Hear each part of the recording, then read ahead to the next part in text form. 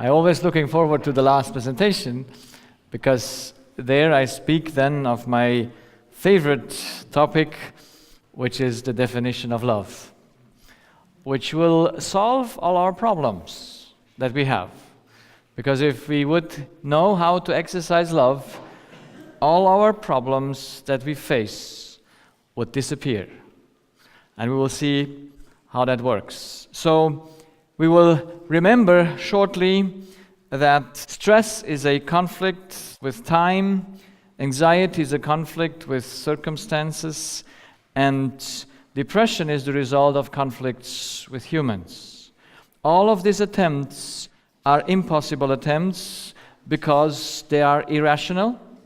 And we asked ourselves, why is reason not stronger than rationality? And why do we have no solution for stress, anxiety, depression, and chronic disease? Why do we still go the same way and do not know why? And I said the first night, it is the lack of self-knowledge. We came to understand that we humans have two problems. We have no knowledge about ourselves, our structure, our functions of the basic laws of nature. And I hope that in this seminar I gave an overview so that to cope a little bit with the unknowledge. Because we must be first coming to knowledge that we might be able to come out of our incapacity. Because we also have an incapacity from our birth to control ourselves. Or have you seen children controlling themselves? No. You have even adults that they cannot control themselves. So we have a problem from our birth, an incapacity to control ourselves. We have a problem to control our thoughts and to control, evidently, our actions. Because every action that we do must come out of a thought, must come out of something that we have spiritual. So we have put our study on these 4 foundations that we want to know the law. I hope we saw it last night and we'll repeat a little bit today. We are built in a certain way that can never be changed. That's our structure. We have needs that no one can put away, that put us into function. And all these 4 give us an objective foundation that we should never doubt about ourselves. So we came to understand that we have a body and a spirit. And we have a result of these 2, that is the soul. And I still hope you know that the soul is not an entity for itself, it is just the result of 2 entities of themselves. Like water is the result of oxygen and hydrogen, so the soul, we as humans, and also the animals are the soul, is the result of 2 elements, one spiritual and one physical. And I gave that example, I hope you didn't forget it, with the piano and the player. So the piano is the body, the spirit is the player. What's the soul? The music. You don't have a music that comes from the piano except someone plays the piano. So it's very clear, and I hope you understand, the soul is the music. So when the player and the piano are not together, how much music you still have? None. The only thing that passes away in humans is the soul, because the soul is just the result of 2 items. Now we have learned the responsibilities of the human spirit. The human spirit does, through his thoughts, he makes the electricity to the brain, and so he governs the human body, and he decides what chemistry comes into his body by what he inhales and eats and drinks. So the spirit governs all processes in the body. He governs the nervous system, the hormonal system, the immune system, the digestive system, the blood sugar, everything. Every chemical balance is made not by chemistry, but by what you think. So when you have any imbalance in your body, don't think first you didn't eat enough. Because it's Mostly never the problem that you didn't eat enough of certain things, because your spirit did unbalance the function of your body, because he was in a lost situation. He was in a, like Solomon says it, a broken spirit, a spirit that is not happy, that brings all the disbalances in our body. So if we want to fix the body, we must first fix the spirit's way to think. Now the body responds to the input of the spirit, the thoughts, with electricity, and the body must take in that what the spirit gives him as chemistry. We have seen that the body can never feed himself. Nothing physical can do that. So the spirit is the ultimate power that does everything in the human being. It controls the functions, and it controls and decides what comes in and out. So we must understand this controlling power. Where does it begin? Where is it? And we have seen that the spirit has a conscious part and a subconscious part. And we saw that through decisions, how many decisions do we have?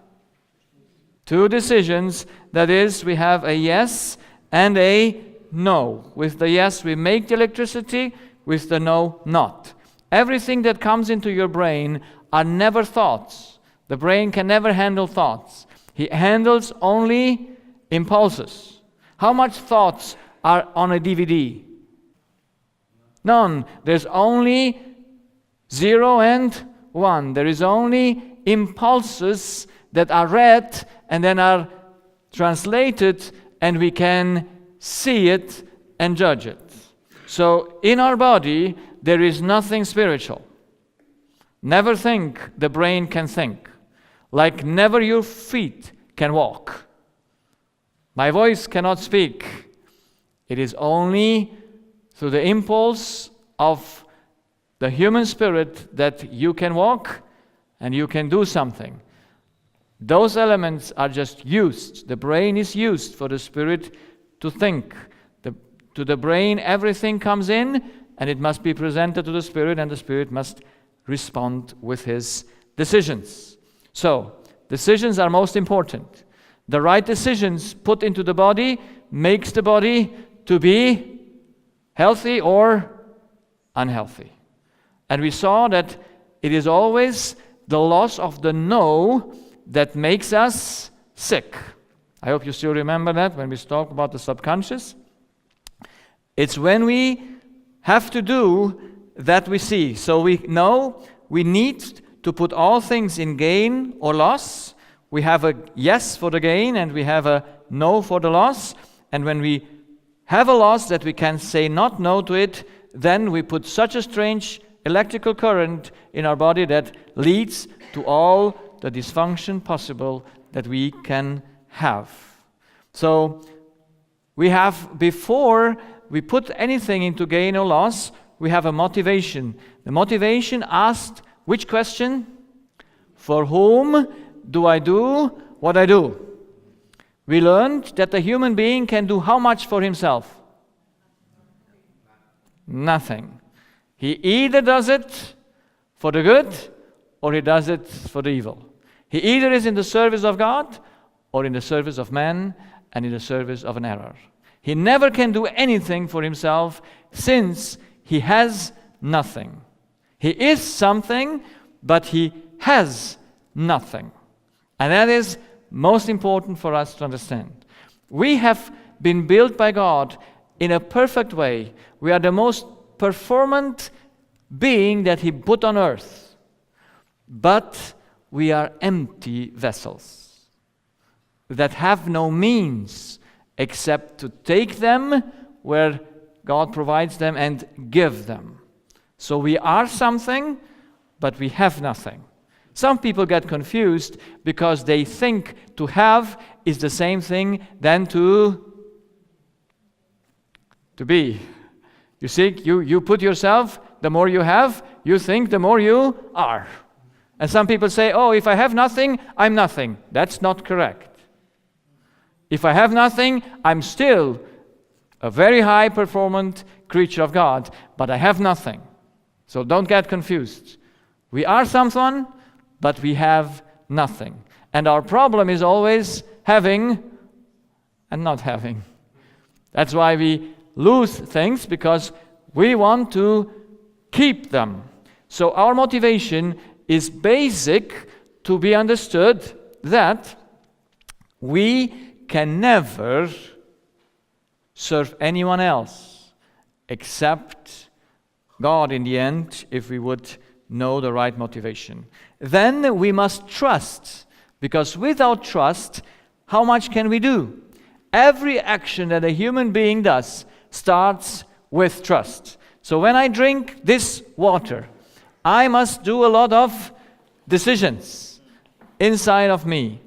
I must know this water is a gain or a loss? A gain. Why is it a gain? Because I never checked it. I have to believe that those people who put this water in put healthy water in it. Yes? Can I prove it? No, I have to believe it. So I drink it. Because I know I must trust. Because you cannot control things out of yourself. Now, if I would know it's poison, I wouldn't drink. But I believe it's not poison. And even if it is, so it may be. But it's so important to understand that everything we do, we must do out of trust. There is no action that we do that is not out of trust. And what comes before trust? Evidently, our identity. We must know who we are, because that's the decisive element, as we have seen. And before we have the identity, of course, we have our needs. And we have learned last night in the law that there is only one source for all our spiritual needs, and that source is exclusive. Love, righteousness, truth, liberty, harmony, loyalty, security is found only in one fountain. There are not more fountains than one. And if we, that is our will, is made to want all those things, or do you don't want them? We all want them all the time, all our life.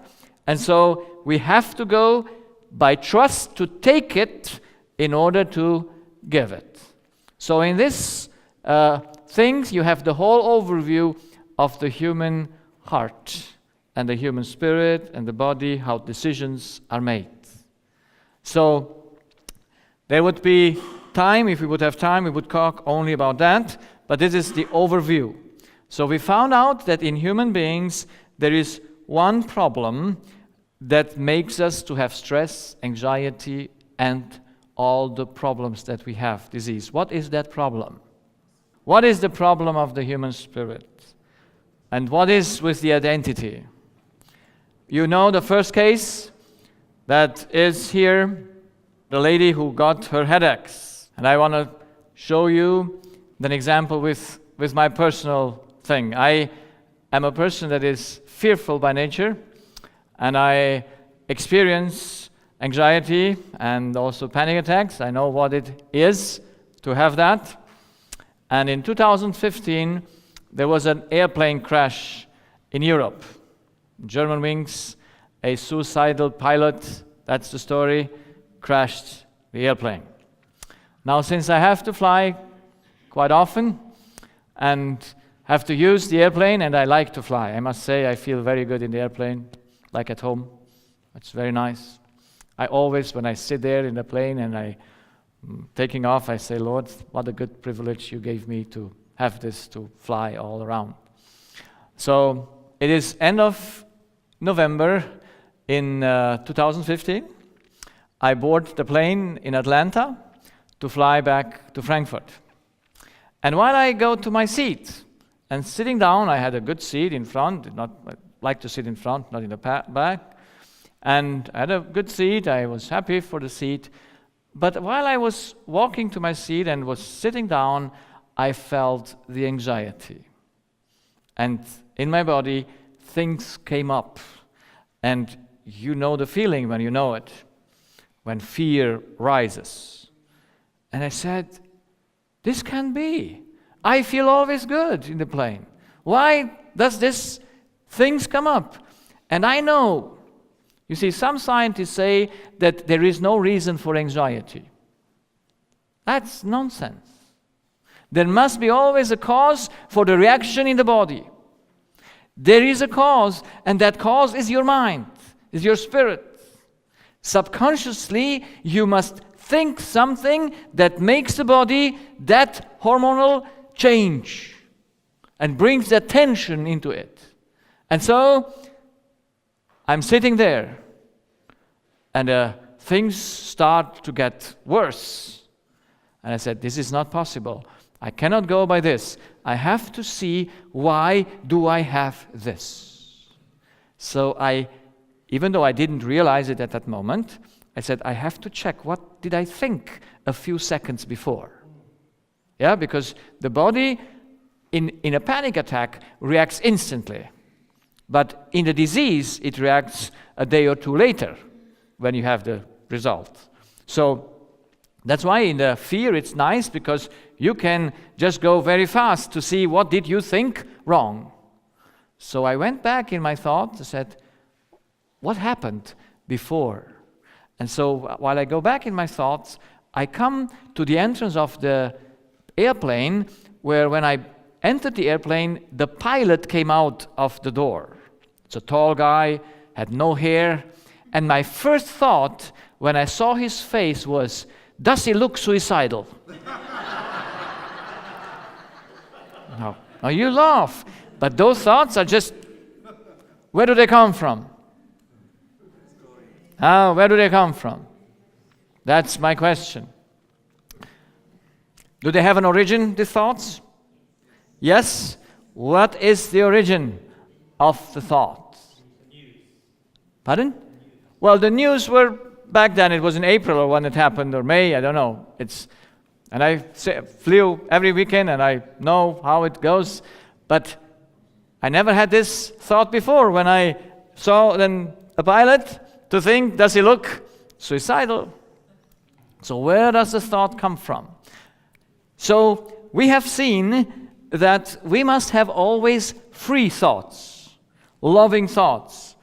They change into not loving thoughts when we see an information outside and when we believe that information to be true. And so here it was the boyfriend that made her to not love him anymore because she found out he betrayed her.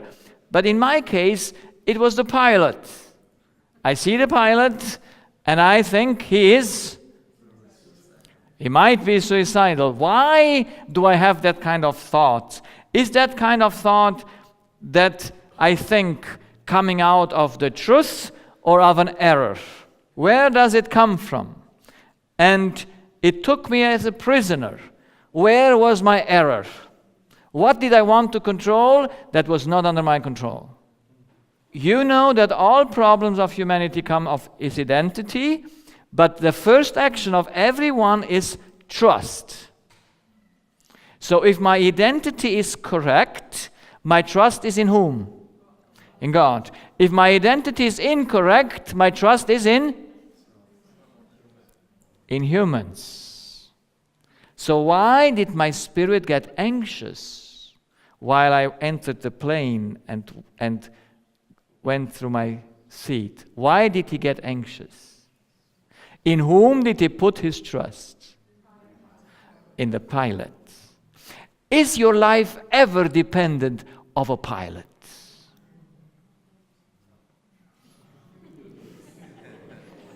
You're sitting in the plane. Is your life dependent on the pilot or not? I was so happy because I heard only no's, but now I heard only also yeses. So now I'm confused. I tell you another story. Is my life ever dependent on someone who picks me up from the airport? Because last year I was in Romania, and there was a young man who picked me up. I never knew him before, from the airport, and he had a good Volvo, and he drove through the city 200 kilometers an hour. I was put in my seat, so, shh. He just, wherever he could, he drove fast. Now, I never had such a driver who just wanted to fly more than to drive. But I must say to this man, because he had to drive me then for a few kilometers out of the city to the place where I had to have the meetings, and he didn't drive when he was even more free. He drove as fast as the car went. And there is no freeway. It's just a normal street. So you won't like it, necessarily. But I said, is my life in any danger? Any danger? No. Never is. This is the problem of our error. It is an error that we don't see as an error. We are convinced it's true. My panic, my fear came because I put my trust in the pilot. In the moment I saw my error, I switched. And how much panic did I have still? None. And I board any plane because I know if I die, who loses? Not me. I only gain. You like it? Isn't it fantastic? How much fear? How much anxiety? You sit like in the Father's house, I like the story where the disciples are scared because of the wind and the weather and the storm, and they fight against it. And what does Jesus do? He's sleeping in a deep sleep. And I said, this is my goal to be.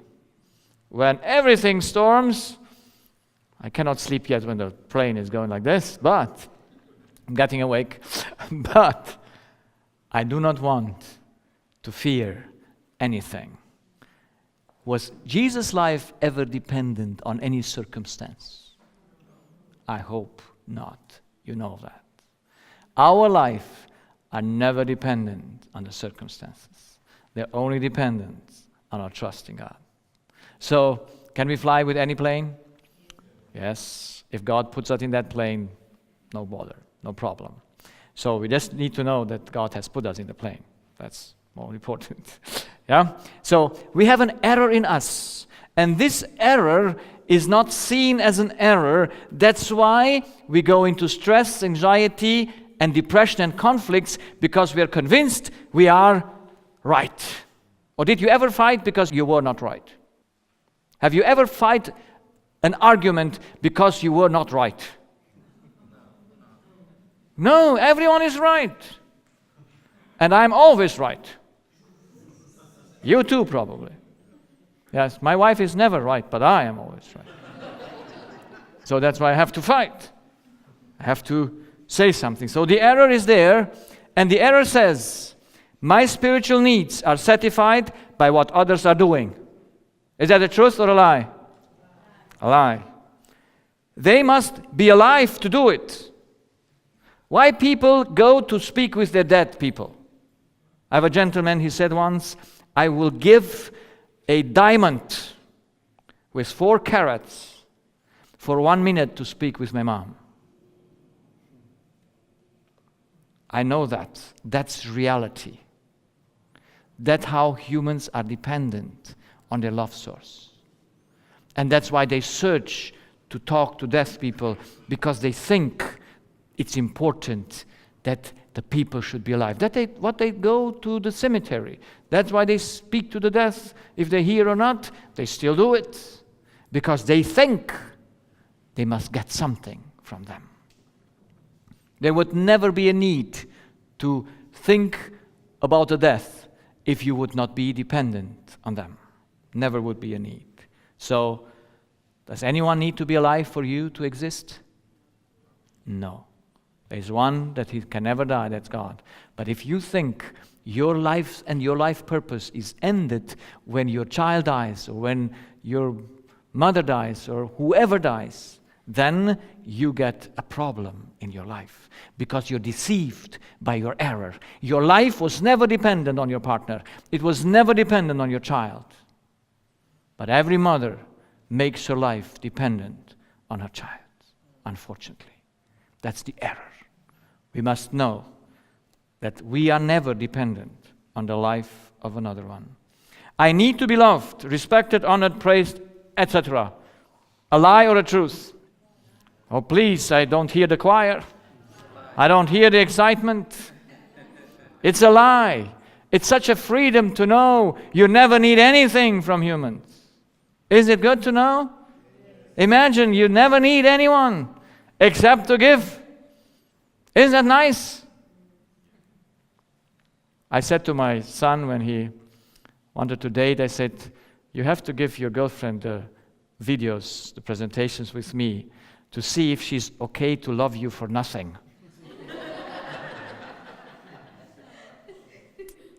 You like it? That's the test. If you don't love for nothing, you don't love. Because then you love only yourself. You use the other for your own need. It's you eat him up. Isn't that ugly? Would you see yourself in the mirror, how you eat the others? Yeah? That's how you call it, cannibalism? That's what we do on spiritual level. Because we think others owe us to love us. You never need to be loved, respected, honored, or praised. There's a good example who never needed it. Who was it? Jesus lived on earth, never wanted this except from his Father. He said to the Jewish leaders there, the Pharisees, says, you seek the honor of men. And you cannot seek the honor of men and the honor of God at the same time because they are opposites. Because the one you seek honor from is the one you are slave of. That's exactly what it is. I want to get honor, but from whom? From Heavenly Father. I want to hear his voice to say, well done, my good and faithful servant. But if people might get some mistakes in me, that's their issues, not mine. I do not want to search the honor of man. Do you think it's easy? I tell you, as a speaker, it's a terrible fight. You will always make yourself dependent on your public, and you become their slave without knowing it. And it's a fight to not become dependent on those who listen to you. Yeah? So we must train our consciousness to know we never need the honor of man. It's a hard one. The error says, others are not allowed to do me wrong. They are not allowed to lie, betray, beat, steal, and so on. Is that an error or not? How much are the others allowed to do? How much are others allowed to do to you? Everything. That's good. Everything. You like it? It's very nice. You don't need to stop anyone. If he hits your cheek, you say, oh, that's fine. You hit Christ's cheek, so please, this one as well. That's Christianity, isn't it? That's Christianity. And if someone steals your coat, you says, hey, take also my shirt, because they are both God's, so you have both. They fit together. And if someone forces you to go a mile, you go too, because you say, however I do it for God, never for you. That's why Paul could say to the slaves, you do and are good to the slave's master, because you don't serve the slave master, you serve God. So you are nice to both of them, the good one and the evil one, because in your head, in your spirit, you are free. That's the power of the gospel. We will speak about that. So others are allowed to do me everything. You don't put borders to others. Whatever border you put to others, you put to yourself. I judge and condemn them when they are doing wrong. That's the truth, but it's an error that we do judge others. Yes? Every judgment of others is wrong. We must judge the acts of others, that's our ability. But it's never our duty to judge the motivation of others. We can never condemn anyone. Because the one might say something he believes is the truth, even though you say it's a lie. And then you say to him, you're a liar. Then you have done the same wrong thing like he did. Because you can never call anyone a liar. You can only say, I think that's a lie. Are you with me? So, I have to control time, circumstances, money, goods, and the life of those around me. As the error leads us to that point where we want to control that which is uncontrollable, because we think we are dependent. Is your life and security dependent on money or not? How do you know it if it's not? You only know it when it's not, when you don't have the money. And the Lord brought me through difficult situations during the last 14 years, which I am very happy for, because I would never have learned to be independent of money, to think independent of money. I do not want that any of my decisions are dependent on money or circumstances. I want my decisions to be independent of that. And the Lord brought me to many, many things where I had to take decisions without money. And when I had to buy the ticket, I had the money to buy it. But I took the decision to buy the ticket before I had the money. Because I thought, if that's God's will, He will provide. And so I learned that my security is never dependent on any material thing. It's just dependent on God, in whom I trust.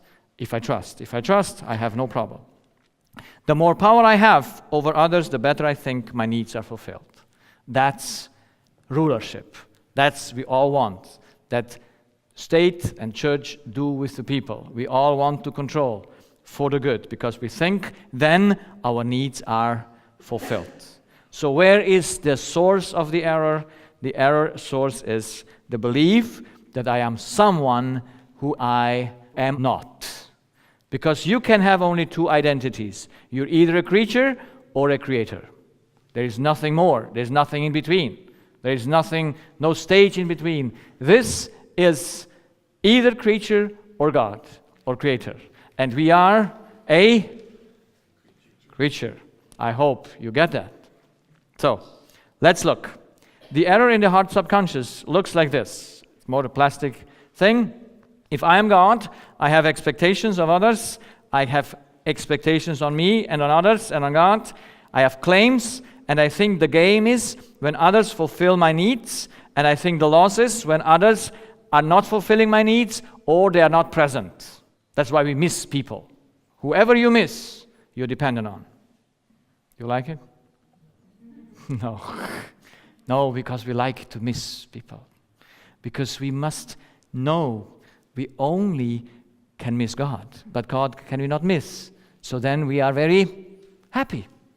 Because we have the people not for us, but for God's sake, we love them. Yeah? So you see, whenever you miss someone, you miss him because you need his love. If you miss him to help him, you don't miss him. You only miss him when it's a problem for you. So think about it.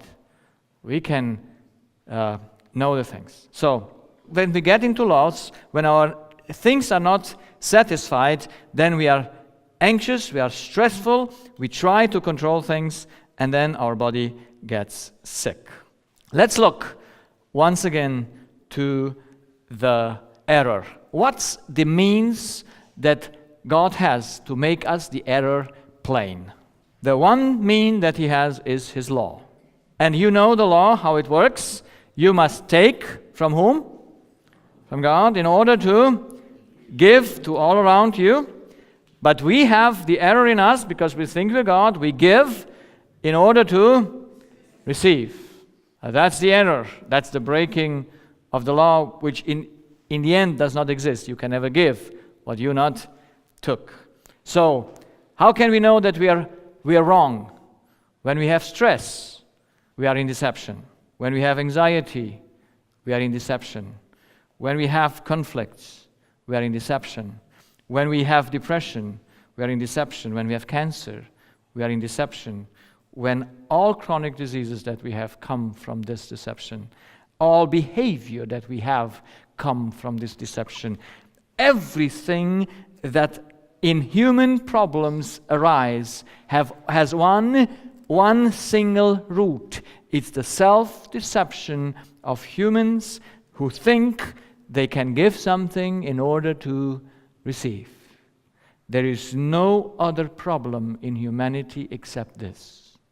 And I saw this in humans. They either get sick physically or they get behaviorally sick. That is, they have no control.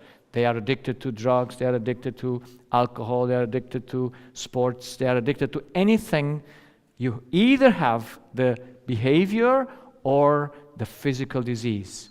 It's always coming from the same root. So how many problems do humans have to be solved? I hope you get the point that I want to draw you from the wide angle into that one thing where you see we have one problem, and if we solve that one problem, we have solved every problem that we have in life. Because there is no second problem in humans except the one that he thinks he is someone that he is not, that leads him to trust to humans and himself, and that trust destroys everything.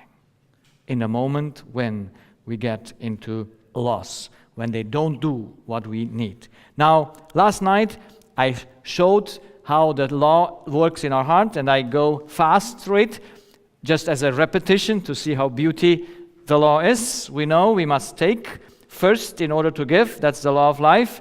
That's the power that goes into our body. We live in the law of death that says, I give to receive. This is the problem that we have. Love relationships we have in our consciousness, but in our heart we must have two reasons for a love relationship. There are no more, because we have no more actions. You either love to take or you either love to give. There is no other motivation than that.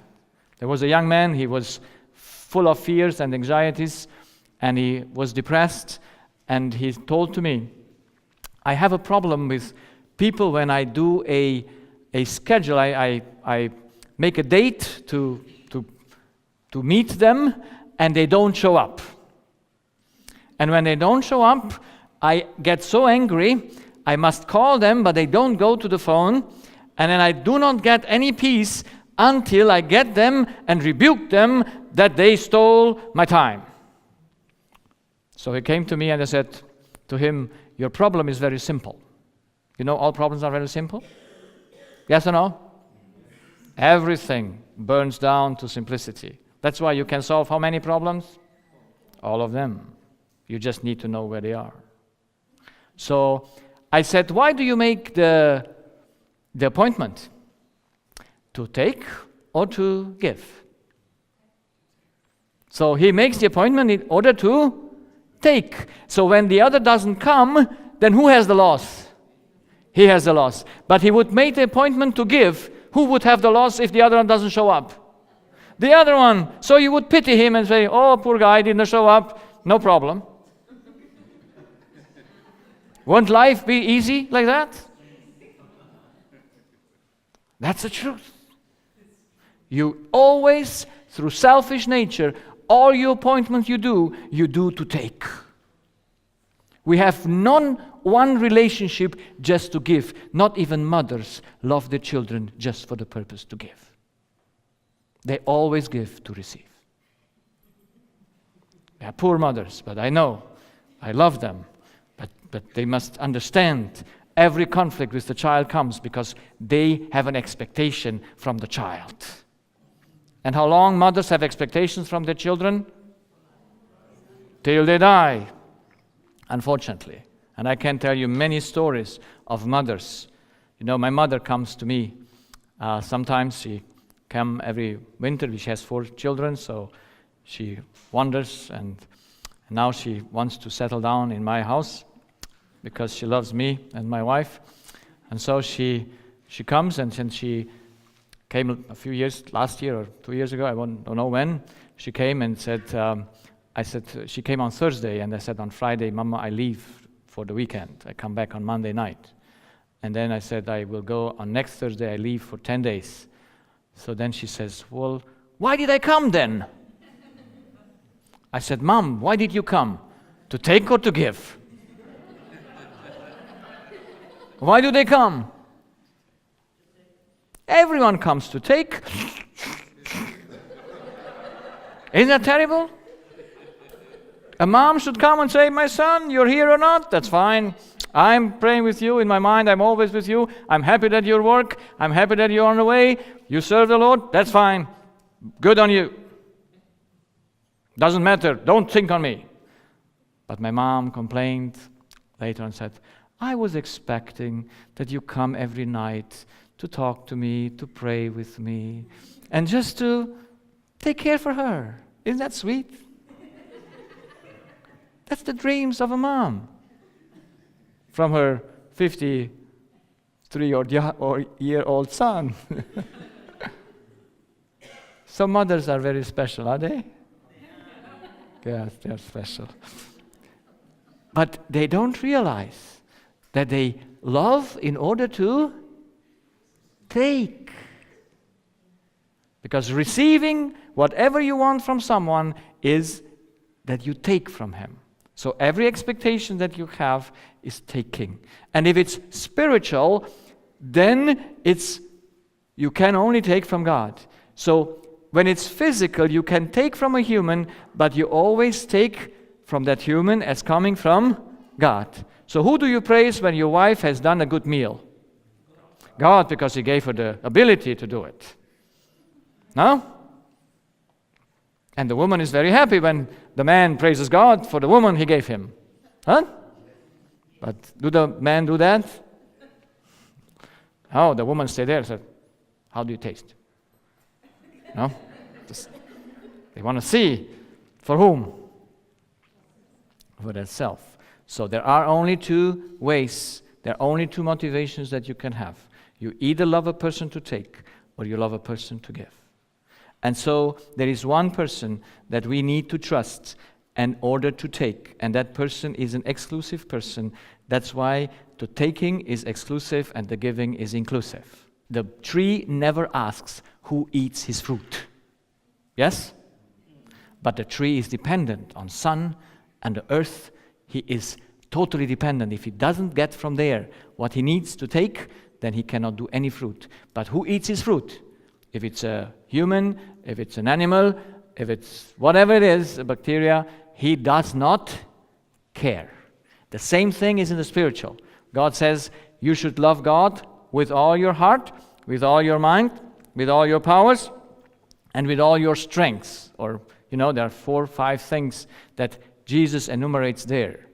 That means, why do you love God? Why do you love Him? To take or to give? You see the confusion? Only take and giving, and so you are confused. Yeah?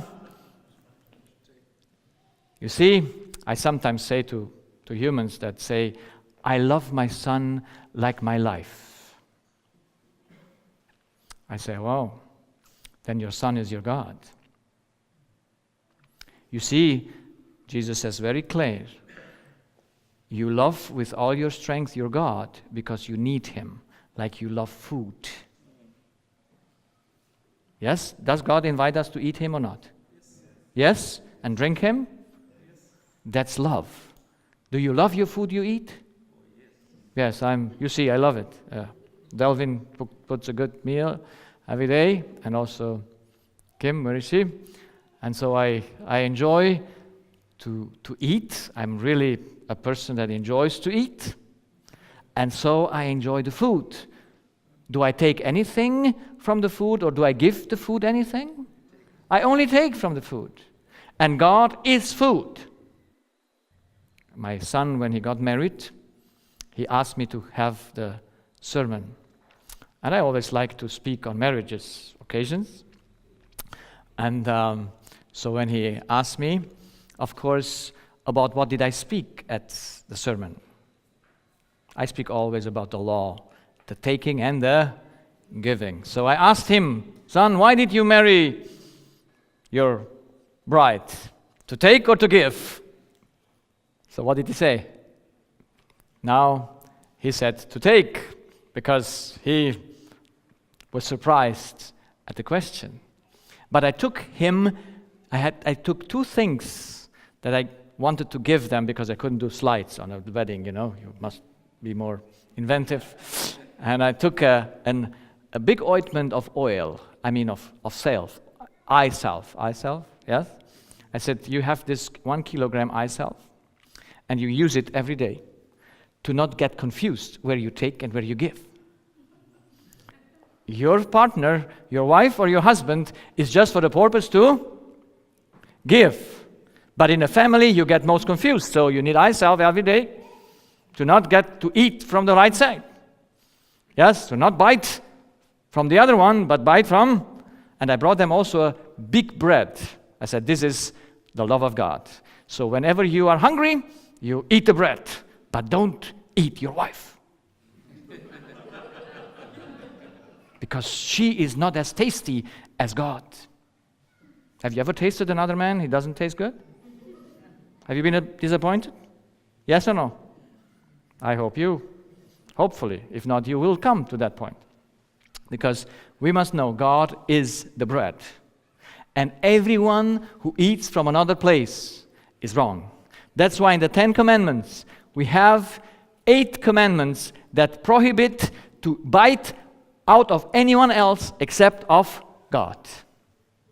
And so we have the first commandment that says, no other gods, no images, not to misuse the name of God. That is, from here, do not take, no bite at this place. And then we have the not kill, is you kill because you want to eat. You commit adultery because you want to eat your partner. You steal because you steal, yes, you want to take. You lie because you want to take.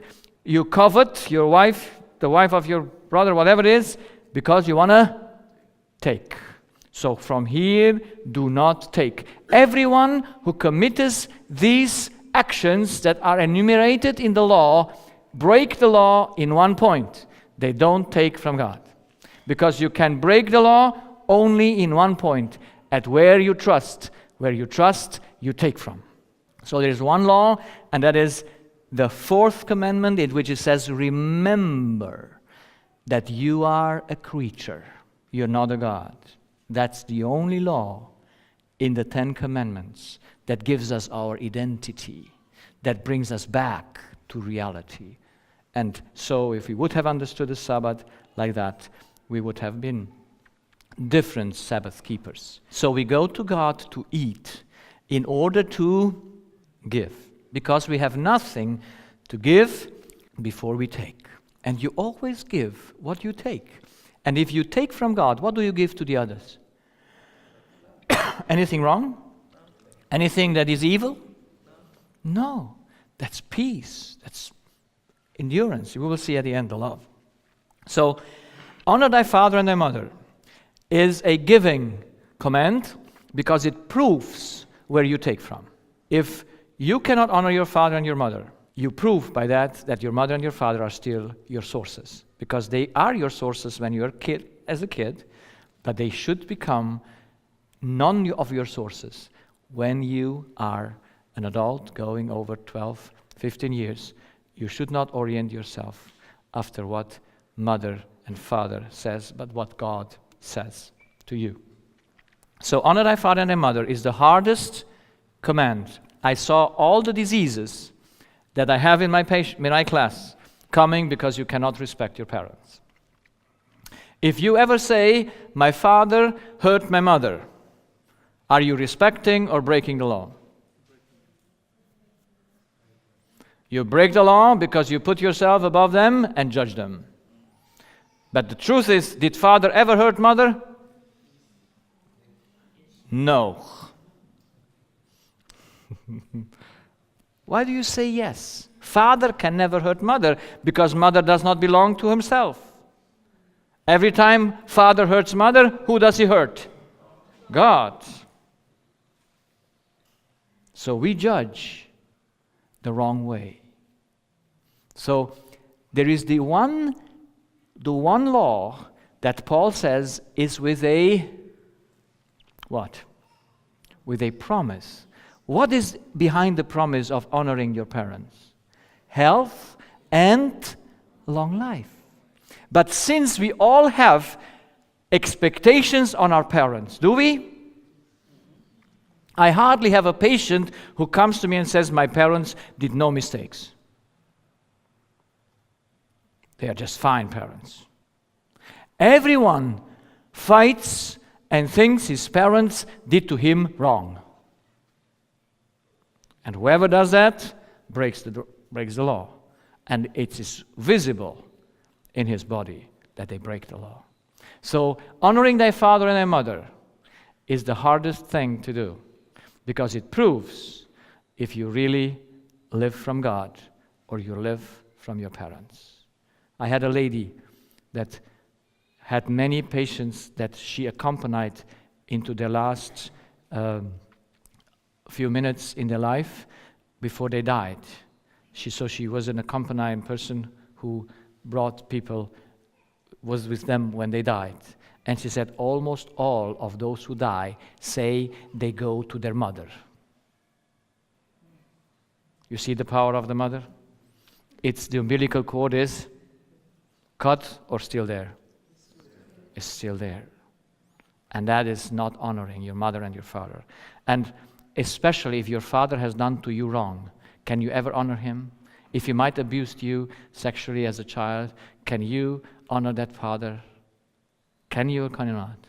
Because if you cannot love him, you cannot honor him. But if you cannot honor him, then he did wrong unto you, and then you judge him. But you can honor him and love him if you know he did wrong to God's body and God's possession. So let's wrap it up and see together what's all about. Adam and Eve's purpose when they were created. Were they created with a purpose or no purpose? Purpose. Their purpose was that they should maintain the life on earth. They were the only link between God and the earth. You see, Adam was the only one who could take the love of God and bring it on this earth, so that through Adam, all the love of God was brought into. He should take it from God. All that, what God was his source, he took in order to give. The animal was taking from him, from the animal were taking the plants, and from the plants the earth, and in the end, all would come out as a fruit that will go back through Adam to God. You see why I make God a circle? Because God says, I'm the beginning and the end. And every law is a circle. And where it starts, it also ends. That's why all things start in the heart, and they all end in the heart. All water comes from the sea, and all water goes back to the sea. And so God has in this universe circles and circles and circles. And so we have many circles in our body. The liver circle, all kinds of circles. You will see, if you once our mind is open, you will see that every law is a circle. Because God is so. And everyone is bound on him. And he bound our earth through Adam on himself. And Adam should take from him and take care for the whole earth. That was the responsibility of Adam. And as long as he took from God, he would have everlasting joy and fulfillment. Unfortunately, you know the story. He separated himself from God. He believed a lie. And now he took from Mammon. Now he had pride and selfishness. He was giving to others. The animal changed. They became wild animals. The earth and all of us is here on earth is just the result of where Adam now takes. That is the result. The fruit is death. And it's a life in unrighteousness, in lie, in imprisonment, and you all know it. This is our life. Unfortunately, we live on earth. And now the question is, what took place? And you know There are two things that took place when Adam put his trust in his wife or in the serpent's word. He knew before he's a creature of God. Then he changed and thought that he is God. He forgot that he's a creature. So the idea I am God overlapped the truth that is reality. And he lost the dominion of the earth, and Lucifer became the dominion of this earth. And do we see the result of it or not? I hope. You know, one patient came to me, she's an atheist. And she said, "You have a point," she said. "You have a point." I like that when people say at least a point, no? Said, "I don't find on earth love." I said, "You're right. But we need it. Why do we not find it? Because we're disconnected to the source of love." And unfortunately, the Christians, do they fail or not fail in this matter? Yes, because even they don't know how to do it, unfortunately. So this earth lacks her basic need, which is love. And all who have open eyes say, that's the truth. There is no love on earth. Or, do you find it? There is none, because here is Lucifer. So now, there must be a solution. Can man ever access his heart again to change it? Let's ask those who are a little bit used in Christianity. When Adam took from the fruit and got the change that he's God, could he convert himself again? Could he ask forgiveness and say to God, "God, forgive me because I did this wrong"? Could he do that or could he not do that? I want to hear at least one no. Adam and Eve, after they have eaten from the fruit, were so blinded, they lost all capacity to see that something in them is wrong. They could never convert. They could never ask for forgiveness. It was an impossibility. You know when they asked for forgiveness? When God slew the lamb and made them clear that there must be done a change in their life that they, from their own effort, can never do again. They don't even see it. If Adam could apologize or could ask forgiveness, he would have never needed a savior. If you can ask forgiveness for what you do without a change in your heart, you don't need a savior. If you are free to choose the right and let the wrong on one side, you never need a savior. You only need a savior because you have no choice to do the right. You only can do the wrong. Because you're a captive. You're born in total darkness. And you have no place to get out of it. So God sends His Son. The first coming of Christ had one reason. It has to change in His own heart. He had to crucify the wrong idea and bring us back to know who we are. And we'll see how that works. In His second coming and His third coming, He has to deal with the results of it. Those humans who resist the truth and want to remain in their error, they are allowed to do that. And God will give them that what they have chosen, and He will then create a new heaven and a new earth. How was the battle in the heart of Christ? So Christ was born of how many persons? So 2 persons, yes? Every human being must have 2 persons where he comes from, yes? So we come all from 2 parents. How many natures do we have when we come from mother and father? We have only one nature, that is an evil nature that cannot do anything right out of itself. So Christ came from one human and from one divine. So He was having 2 natures. He had the nature from God, that was, He knew who He was, a creature, and He had the nature from Mary, where He knew He was God. And so in His heart, He trusted always his father because from inception he was bound to his father like Adam. And so he battled in his heart. What? Where did he overcome? Outside or inside himself? Inside himself. Christ won the battle, not outside. He didn't never fight with any human being. He fighted only his own nature that he had to crucify on the cross finally. His battle was an inside battle, and he was healthy in his body because he never took from anyone else except from his Father. But he was from that inception. We don't have that. We are all incapable to trust God as long as our sinful nature exists. It must be killed day by day and put the trust in God. So God or Christ gives us his inheritance. And his inheritance, what he gives us, is that what is our whole solution. He inherits us through faith, a victory over the error. Jesus never believed a lie. That's why he was ever free. He was the only one that walked free on earth, never to deceive himself. He had never stress. He had never once headaches. Because you could make him angry? Could you? Could you stir him up? Never ever. So, how does that victory, how does that inheritance come to us? It is only one place where we can have the exchange of that inheritance, and that is the cross. You know, we speak about the symbol, yes? But we have to know it. So Jesus lived before the cross. How many sins did he do before the cross? None.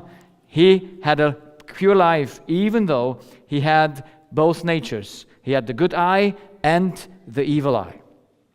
But he conquered everything through the good eye. Because if you don't have the good eye, how much victory can you have? None. So what did he crucify on the cross? The evil eye, the sinful nature, the old man. It's so many symbols in the Bible that show that Christ eliminated the error from humanity so that he could then rise up as a second Adam.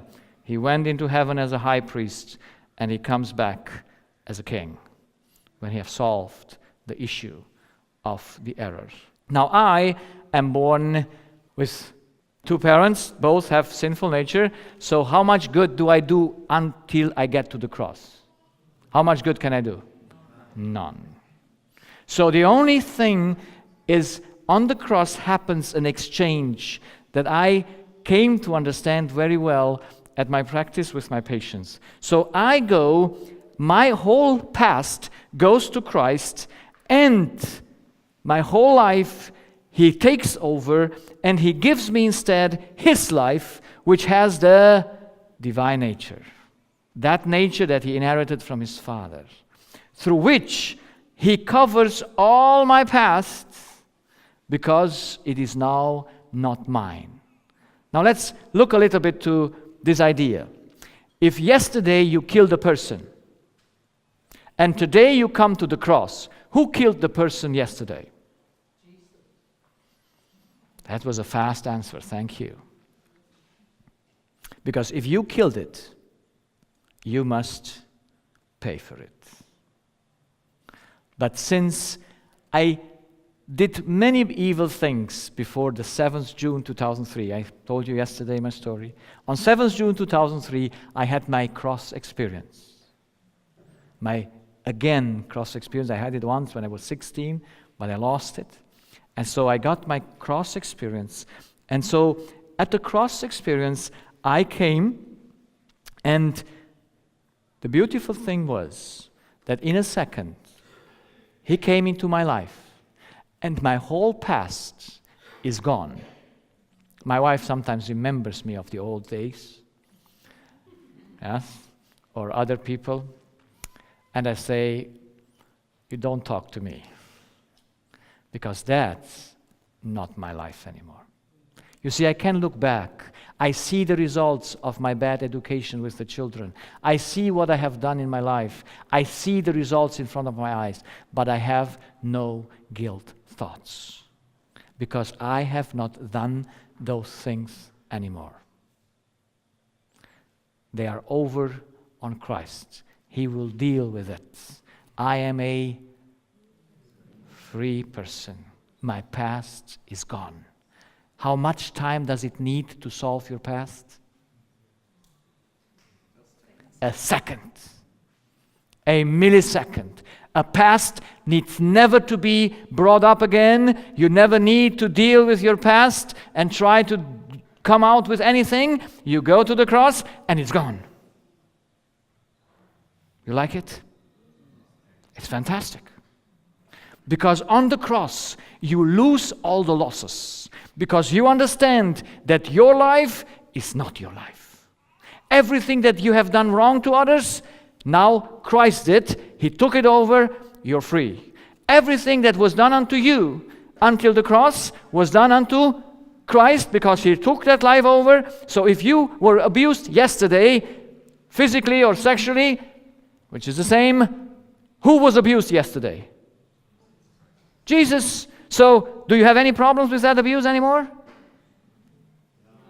No. You see, I could speak about the power of the cross because Paul says, I did not come to preach the gospel with fancy words, but in the cross there is power and wisdom because it's about the mind issue. And we need power. When I took that decision to stay with my wife in my family, all my addictions were won away. By which power? I fighted 20 years to become free. I never succeeded. And here I am. I take a little decision in the most important situation in my life because I thought a woman is my destiny. And it would have been, I would have died if I would think a woman must make me happy. And so God knew that that was my most vulnerable place in my life. And if that I could overcome, He could come into my life and all my addictions were wiped away without a battle, without a fight. It's now for 14 years. I never have even an inclination to be addicted to movies. And ask my wife, I couldn't fall asleep without the TV. And I was tired to death. I couldn't stop it. Once my wife, in her great love, cut the cord. I was very happy, was I? No. But that's the addiction. You cannot control yourself. You are just addicted. And imagine in the next moment, after that Saturday afternoon, Sabbath afternoon, when I got free, we went on Sunday night to sleep in a motel on the way with our children. And usually the first thing when I went into them, I turn on the TV. Nothing. Not even an inclination. That's the power of the cross. Can you describe it? Can you put anything on it? No. You can experience it, but you can never describe it. Because it's there. It's a power that gives you wisdom. So, the exchange on the cross is the most important thing. On the cross, you only see that you're a created being and you're not a God. That's why you need to die. A God doesn't need to die. Only a bad idea must die. So, but do you have a life after the cross?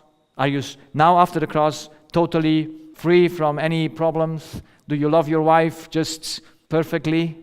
Why not? Because that nature that we inherit from Christ grows, like Jesus says, like a sourdough. Yes? You put it and overnight it becomes all.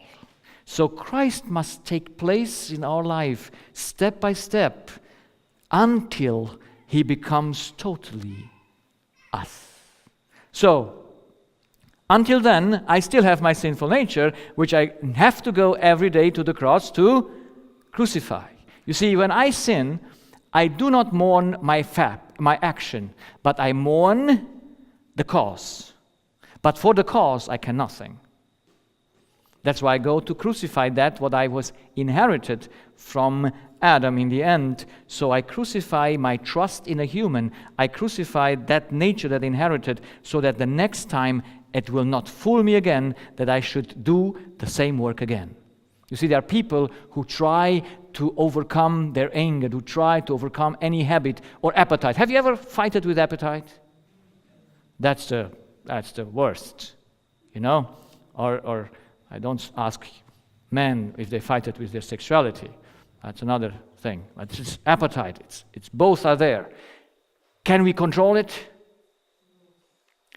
You can never control it without the power of God. You must have a power to control it. And some people fight and say, I don't put anything here, I don't put the cigarettes here, I don't put, so that you don't see them. You know, all those fancy exercises. Will they work? No, because you have no power. That's salvation by works. You try hard to abstain yourself. You will never succeed. The only way to see is why is your appetite stronger than your reason? Why do you go by it without understanding it? So that's why every morning when I go to God, the first thing I analyze my last day. My life with God is a life of questioning, of asking Him question. Why did I look to my wife the way? Why did I talk like that? Where is the cause for it? Because I can say, God, help me to never do it again. Will it help? 20 years I have experience, it doesn't help. The only thing that helps is when you recognize that you put your trust in yourself and in humans, which is wrong. And when you then go and put your trust to God, which you only can when you go to the cross experience again, when you ask God to show you what's the problem. And I can tell you many stories. Maybe a very short story. My wife, she is not so sensitive to smell and to heat. I mean to cold like me.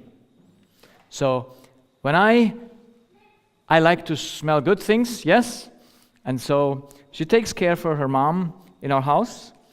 And so I asked her whenever she goes into the room of her mom to close the door so that the smelling from the room when the mom sleeps in the night, and you know, when you have to care someone, it's not the best smell, and just so that it doesn't come out to us, that smell. And so I go in the morning in the wood because I pray outside, and I come back and here I am getting the smell, and I'm very sensitive. You know, some people don't even smell what I smell, yeah, but I smell it, and so I take and I close the door. I don't say anything, but I didn't close the door just without having any pressure in myself. And my wife knows me from a distance. She immediately senses my spirit. Is it? She just tells it later then, you go to God and you will convert you. Tomorrow you will apologize. And I say, no, this time I'm right. But I apologize very fast because I realize. And that was my first test that morning, and I didn't pass him quite good. So the next time we are sitting there to eat, and she leaves the door open. It's winter, and she goes to get something out from there. And while coming back, she leaves the door open. And I said, can you not close the door? Because me, poor guy, is freezing. And then she said something because she heard in my voice. Do you feel? How is the voice? Is it controlled by heart or by reason? Your voice is ever controlled by your heart. You can never lie with your voice. Your voice ever tells the truth. And so she senses that. She is upset a little bit. I'm getting also upset. Now I say something because she does it how often? And so I'm sad. I know I did it wrong. So I drive to my work and I say, Lord, where was the problem? Why did I get upset? Why can I not stay with the smell? Why can I not resist to that little bit of freezing? Because would it kill me? Of course not. What was my problem? I had expectations that my wife should think always on me to take care of my nose and my skin. And when I realized that, I said, Lord, have mercy. I trust a woman for my well-being. If you love, how much smell can you suffer? All smell, we will see that. How much cold can you suffer? I mean, as there is a limit, but then you can warm yourself up. You don't need to stay in that. So I have to go to God, but I do not convert, or I'm not sorry for the act, because the act reveals to me who I am, because I was before the act the same that after the act. The act is just helping me to see where my heart is bound to. That's why I don't have guilt, but I go to God as a sinner and say, Lord, I have this problem, and if you don't help me to see it, I will never see it. And then He reveals it to me, because He wants to reveal it to us, and then I get the choice to change. In the moment I get the choice and I say, Lord, I never want to expect from my wife to take care for my smell, for my nose, and for the heat. What will happen next time? Will it happen again? Yes, it will happen, but you are free. You think, oh, she does not need to take care for me. She's allowed to do what she wants. So that's how we have to go to the cross every day, to learn in whom we trust. That battle of trust is not a battle of works, but that battle you can never win without Christ. Works you can reform. Yes? You can put things and reform your actions, but your heart you can never change. And if the heart is not changed, it does not matter what you do in the end. So I have to go every day and ask forgiveness and grow until one day you see the red lines are at the end of this here. And so when the red lines are at the end, divine nature has overcome sinful nature. And so I wait till my King comes to make me a new creature. So that's the cross. Now, I want to share a few words about forgiveness, because I know forgiveness is a big issue, but I would need an hour at least to explain forgiveness, but very simple. The usual understanding of forgiveness is, I am God, you did me wrong, I forgive you. That's the usual understanding of forgiveness. And people are called to forgive this way because they say that you might be free, just forgive. Is that selfishness? Yes, of course. If you don't forgive because you love the person, there is no avail of forgiveness. It's only as we forgive, not that we forgive. And this is our forgiveness. That's why when you forgive as a God, you still remain a victim of the situation. And I've seen people that have gone to many forgiveness seminars and they never solve the issue, their depression state. Depression is very often because we cannot overcome anything. Forgiveness is some great issue in depression. So what is the right way to forgive? The real understanding of forgiveness is, I'm a creature of God. You did something wrong. To whom did you do wrong? To God, because I am His creature, and so you did wrong to God while doing wrong on me. I will ask God to have mercy with you and forgive you as He had with me. That's forgiveness. You do it for the other one, not for you. And I go a step further. God forgives us while He takes all our sin and put them on Christ and tells us, you did no damage against me anymore. On the cross, God says to me, you are my son. There is no record with you that you did any evil unto me. Isn't that forgiveness? Yes. And he says, how much do I owe God anymore on the cross? Do I owe him something? No, righteousness is fulfilled. So now am I, as a creature of God, how shall I forgive? And I want to give you an example of a lady that I have somewhere in this world where I travel, who was abused from her father, who is a pastor, who abused her from the age of 8 to 17. And she now is in her 60s. And she has how many diseases?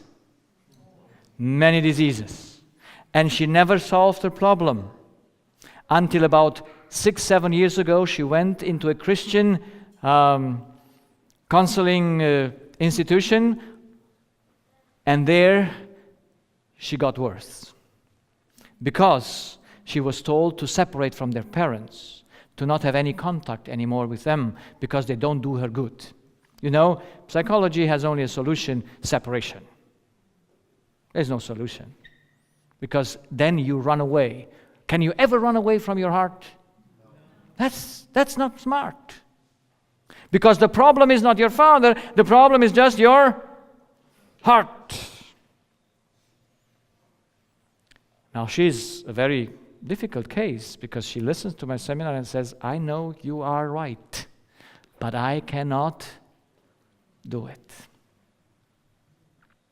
If she ever goes to her father and says to him, Father, she must say, you did me no damage anymore, because you damaged the property of God, and I have pity with you, but I don't have pity anymore with me. When she goes to her father and says, you, Father, owe me no debt anymore. Tell me how much years, how much lives the father would need to live to make good what he did wrong. How many lives? Could he ever pay the debt? No. If anyone sinned against you, you have no means to pay the debt, and you remain the slave of your error. I had a conflict with my mom. Unfortunately, I never thought I would ever argue with my mom, but it happened. And God just revealed to me how my umbilical cord is still bound to her. Because I want something from her. You never have an argument if you don't want something. And so my mother got not happy with me, and I apologized, I wept, I prayed with her, because it happens in a second, and then you say sorry. And so and there are about 10 days are gone, and I come home from my traveling, and I said, Mom, you still look not happy. You're still sad. Are you still thinking on? And my mom suffers from depression and anxiety, and she says, yes. I said, Mom, why? I apologized. I confessed it immediately that I did wrong. Why are you holding it on to it? Because you know, I said to Mom, I only sinned against God, not against you. In that moment, my mom said, no, you also sinned against me. I said, let's say that is the truth. Mom, do you have any means to make that what I did wrong, to correct it? Can you give righteousness a means to do it right? Has she something? Has she anything to fulfill righteousness?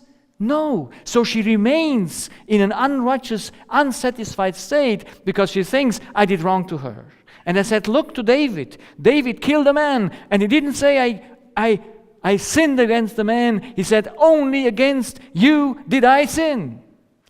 That's why when I said to my Mom, I confessed my sin to you because I sinned in front of you, but I sinned against God. And I know why. And I solved the problem with God. But obviously, if you believe that I did it against you, you will stay in a bad shape. And it made click with my mom. And I'm so glad that it clicked with her and she understood that I did not do her wrong.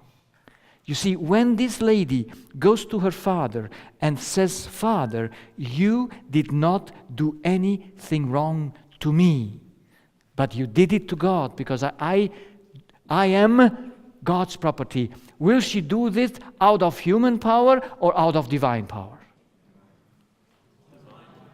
There is no human power that can ever do that. And conversion and the cross is no human power. If you can do only that, what a human can do, there's no power, no grace needed. We must do things in our lives that are higher than every human power. And that is to say people that they didn't hurt you ever, because you understand you're not God. You are just a creature who cannot be hurt. There was one man who lived on earth who never needed to forgive. You know the man?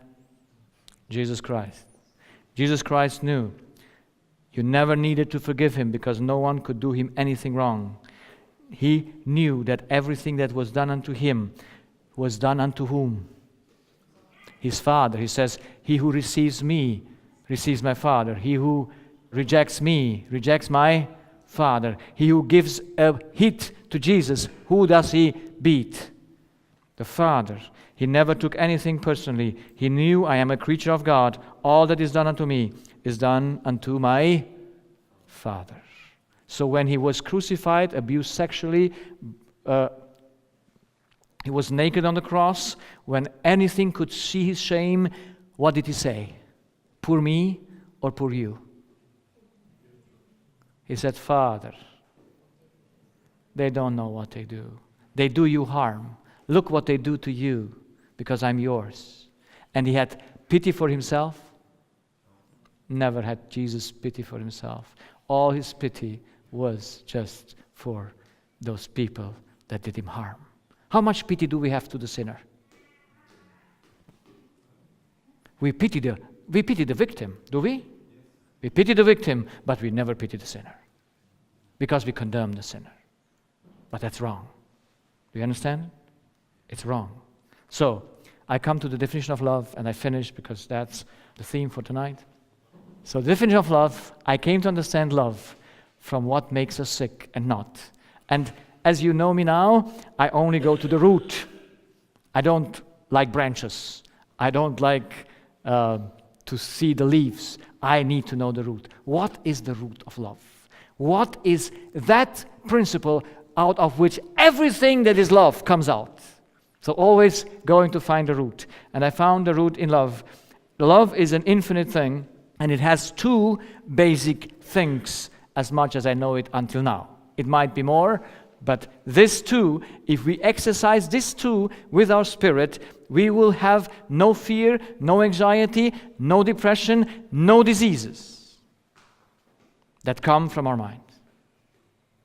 And we will be people who are nice people. So let's see. The first thing in love is maximum interest for the other person. Do you think love has maximum interest for the other person? Yes. Now human love has also interest, but not for the other person, but in the other person. Because it sees in the other person food. So mothers have interest in their children, but if they don't do it right, they will rule, dominate, and forcing the good on them. Have you ever tried to force good on others? It's a very simple thing. Most simple thing to do. In our selfish nature, we impose the good and force the good on others, which is devilish. Because God gives on the other side 100% liberty for the other person, 100% respect for the other person. There is in God, in God's love, no force for the good. How much can humans give liberty? They can give liberty when they are not dependent on someone, when they become indifferent. And I say you, if you're indifferent to a situation, it won't make you sick. But can you be indifferent to the father that abused you? Can you or can you not? You can never. To the child that died, you can never. To the woman that betrayed you, you can never be indifferent to these things. And you are there in prison because you cannot give them liberty to do it. Would you have let Adam to eat the fruit? Would you have let him? Of course not. Mothers would have said, boom, once over the hand, push it away. Don't you know what you do? There is no such thing in God. God knows no compelling force. There is no force for the good. You know that disease, all those 90% of our diseases that come from our mind are only an incapacity to give liberty to evil. You see, love can give liberty to evil to exist. Selfishness cannot let evil to exist. It must extirpate it with force. Are you with me? Love can endure a lie. Selfishness can never endure a lie. Love can endure everything. Selfish cannot do it. Why is only God this source of love? Why can only God be this? I have my atheist friends, my atheist patients, and I prove to them that this kind of love only God can be. Why is only God this kind of love? Have you an argument? Can you prove that God only can do this love? And why is God the only one that can do this? There is a difference between dependency and liberty. What's the difference? What's the connection between dependency and liberty? You can only give liberty to whom you are not dependent of. That's the connection. That's why God, who is the only one that is independent, He can give to you how much liberty? Because does He depend on you or does He not depend on you? Some people think God needs our love. I heard that story. He created us so that He has someone who loves Him back. Poor God, I say. That's none possible. God is always independent. That's why He is love. He can let you die for eternity because He loves you. Can you let your children die for eternity because you love them? Yes or no? No, because our love will not let the children die for eternity. But that's why parents are very sick, because they want to control their children for eternity. You must allow any human being his right to die eternally. Then you love him. If not, you don't love him. Amen? Are you with me? That's our problem. I wanted all my 6 children to be saved. And one day in 2007, I went to God and said, Lord, because I then started to see that when I do an appointment with God, it happens. I said, God, I want to do an appointment with you. When this things here on earth is over and we are going to be there, I want to have an audience scheduled with you alone. You know, we can go to God, the Father, as you know. And I said, I want to come with my wife and all 6 children. So please schedule the appointment. Because I said, when He schedules the appointment, then it's for sure we will be there. And I wanted to secure the salvation of my children. Did I? It was smart from me. Then I think, well, I'm learning.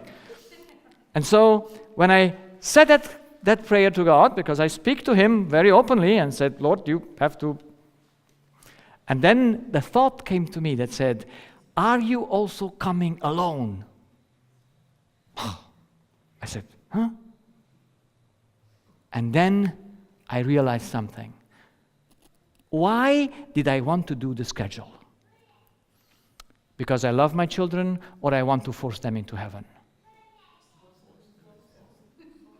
Because I wanted to force them into heaven. And so I said to God, thank you for the answer. Make the schedule, I come alone. But if I can go alone, I will never go alone. Because if I'm independent of my wife and my children, that's most probable that I will get them with me. But as long as I'm dependent on them, I will get none of them with me, because I'm lost as well. That's why, let us be clear, love respects everything another does. That's not something that we can do. I tell you, liberty is the incapacity to liberty is the devil's rule, the devil's root, and we all have it in us. Every anger that you express on others is because you don't give liberty to the evil. Every disease comes from this that we have, because we want to impose on others the good. So God is the only one that can produce this love. So how do I have to have my relationships with my spouse, my father, and all these others? I have to give them love. Where do I take that love? If I am dependent on God, how much liberty will I give to my wife? Do you think it's easy? I tell you, love is the only sign that you're bound to God. And love will be proven not in interest for others, but in giving liberty to the evildoers. So I have a goal in my life. I want that one day I should love with this love. And so I have a goal that I want to be the most loving person that God has on earth. Is that a good goal? That there should be no other loving person than me, that God says, He takes his angels and says, look down there. Here it is. Do you see him? That's him. He's the most loving person. Everything that happens to him, he just takes and gives liberty. And so you know why I do these seminars? I don't want to be alone. The most loving person on earth. I think that must be our goal, should it? There should be a competition for love, should it? There should be no one that loves more than me. You know, there were the 12 disciples, and the one said, I will build the most loving one. And did he succeed? John, yes. John succeeded. He was the most loving disciples that Jesus had. But he was like me before. He was angry, but he had something, and I want to have this love in my life. I want to be always giving joy to people who are not good to me. I want to be peaceful to people that are not good to me. I want to be long-suffering and patient to people that are not good to me. I want to be gentle and friendly to people that are not good to me. I want to be faithful for those who are not good to me. I want to be meek. I want to have purity and self-control. And I want to have full knowledge. He who has this love has full knowledge of himself. And this love makes him to be full capacity to do everything. And so I want to read that nice chapter and encourage you. 1 Corinthians, you know where it is? 13. You see, that's a chapter that we have not understood, because it is that chapter that is the only sign that you're bound to God or not. And since it reads so nice, instead of love, I put my name in, because it has to be one day my card, not written on paper, but written on my heart. Let's look like it sounds. Horst suffers long and is kind to the good or to the evil? Only to the evil, because to the good you don't need any effort to be kind and long-suffering. Horst is envious not. Horst doesn't want itself. Horst is not puffed up. Is that easy?